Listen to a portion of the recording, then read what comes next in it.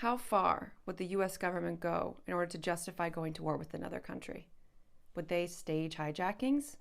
Maybe terror attacks on their own soil or soil abroad? Would they kill innocent people? Hold fake funerals for people who they said had died but never existed in the first place? They wouldn't do that, would they? Operation Northwoods, a 1962 declassified document. This was prepared by the Joint Chiefs of Staff for the Secretary of Defense. Then it went on to JFK, who ultimately said, "Nuh-uh, we're not doing this," which is a good thing because the plan in here is absolutely insane. Let's take a look at it.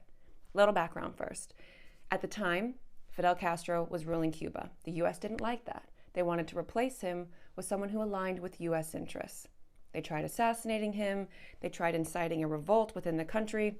It wasn't happening fast enough. So they decided, we got to go in with the military, but it has to be justified on the world stage and with our own US people. So they came up with 9 tactics of, here's what we can do in order to justify it.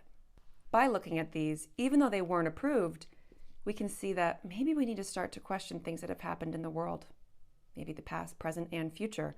Can we believe what the government says actually happened, or was it all staged? Let's take a look at the 9 tactics because I think they're interesting. We're going to go into the details here because I like the details. The first one is super basic. It's basically we're going to do exercises close to Cuba's coast, and we're going to send little whispers through the underground so that they think that a U.S. attack is imminent. So perhaps Cuba will be on the defensive and attack first. We'll maintain the posture that, oh no, these were just exercises, but we'll go in and be justified to use our military on their soil. The second one is a little bit more interesting.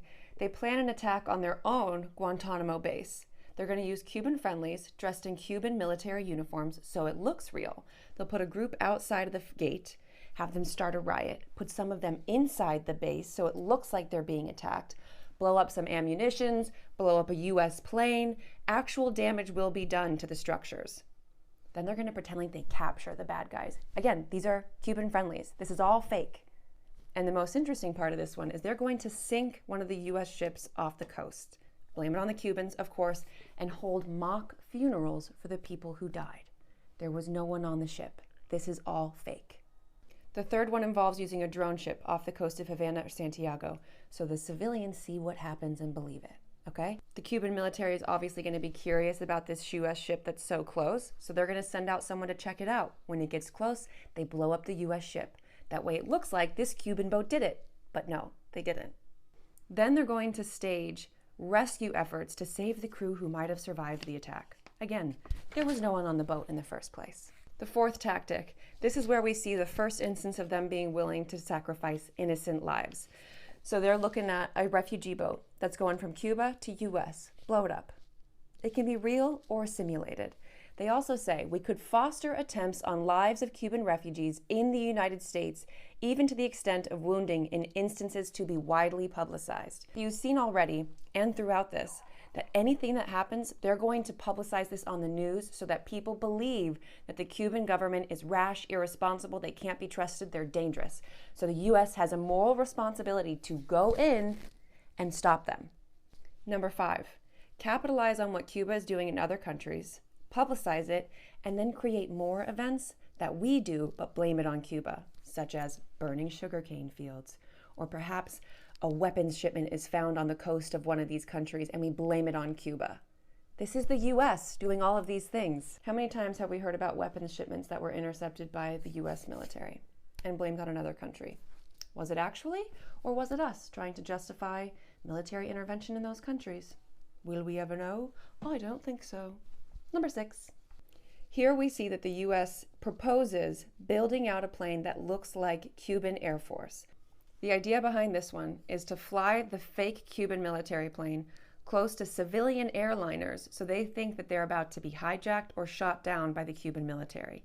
Everyone on board will look out the window, see the Cuban plane, think that they're being attacked. Even the pilot is going to believe that they're about to be attacked. So they're going to come over on the intercom, maybe on FAA, and say, "We're being attacked. We need to make an emergency landing."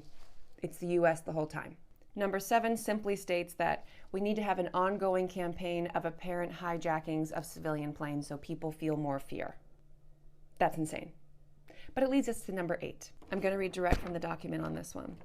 It is possible to create an incident which will demonstrate convincingly that a Cuban aircraft has attacked and shot down a chartered civilian airliner. How are they going to make it more dramatic?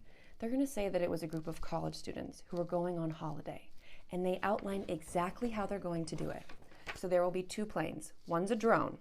One actually has people on it. These people are going to be given aliases. So the names that are on this plane don't actually exist. The planes will take off at about the same time.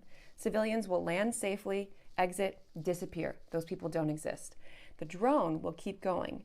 When it gets over Cuban airspace, they'll send out a Mayday signal. At the same time as they do that, a radio signal will trigger the destruction of this plane. That one blows my mind. I mean, we can see how that would be used and publicized, and the US people and maybe even international audiences would start calling for war with Cuba. If they attacked and killed a group of college students who were just off on vacation, yeah, they seem insane, and maybe they should be taken down, right? Maybe. Number 9, the big finale.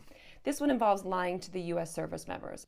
This one goes into a lot of detail, so take a read if you're interested. It's going to be an Air Force exercise off the coast of Cuba. 4 planes doing a routine exercise, but before they take off, they're going to be primed to believe what's about to happen. They'll say you need to carry ammunitions just in case Cuba attacks. The pilot at the end of the formation is in on the whole gig. At some point during the flight, he'll say he's being ambushed, and then he'll cut his signal of his plane so no one can see him or find him. He's going to land safely. He's fine. By the way, this guy has an alias. He doesn't actually exist. At the same time that the plane would have crashed, a submarine is going to pop up in the area and distribute plane parts. And these 3 pilots who were in the air actually believe that they just lost a brother in arms.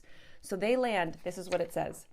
The pilots returning to Homestead would have a true story as far as they knew. Search ships and aircraft could be dispatched and parts of aircraft found.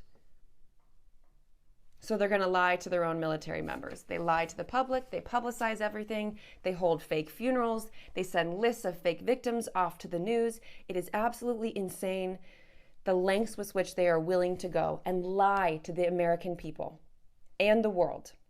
So thankfully this wasn't approved, but when we see this, doesn't it make you kind of question the world events that we've seen so far? What was staged? What was real? All of this is shocking to me. I mean, I kind of had thoughts. I am more conspiratorially minded, but only because shit like this exists and I can see that something is happening, that they're willing to lie to us to this degree. And maybe this plan wasn't approved because of the president that we had at the time. But if it had been a different president, would this have been approved? At any point in the past, present, or future, have things like this been enacted, sold to us on the TVs as being fact, justifying war with killing another group of people? What can we believe? So why should we pay attention to something like this? How does this information affect our daily life? Obviously, we live in super divided times. We see such tragic events happening on the news, on social media. There's press conferences by politicians that are telling us to feel a certain way about a certain group or a certain event.